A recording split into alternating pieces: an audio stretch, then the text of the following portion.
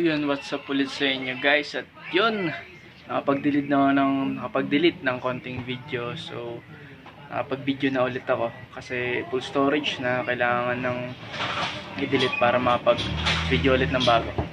So yun guys, and nakabit ko na yung STI nya. Then yung brake. Ito yung brake sa unahan. Siyempre di ko pa inihigpitan yan kasi baka sira agad. So yun, ang ingay ng kapitbahay, yung tricycle. Ang ingay-ingay. So nagpaparada lang naman, okay lang. So yun, nalagay ko na. Kita nyo naman yan. Yan. Medyo marami yung tape nya kasi yung handlebar ko walang pintura yan. So ang pangit yan pag hinayaan ko pang nakalabas. Ang ganda, para siyang sa malaya, para siyang naka-aerodynamics, yung aero yung design ng handlebar ko, gawa nung housing ng wire. So yun, ayun na, sa body na din.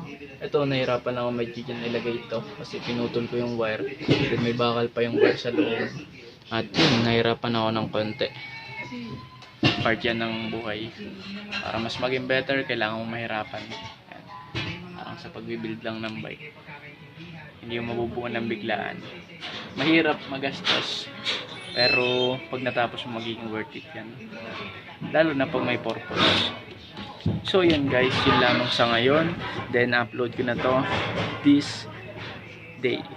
So yun guys, at nandito, ang papangalan ko nga pala dito ay si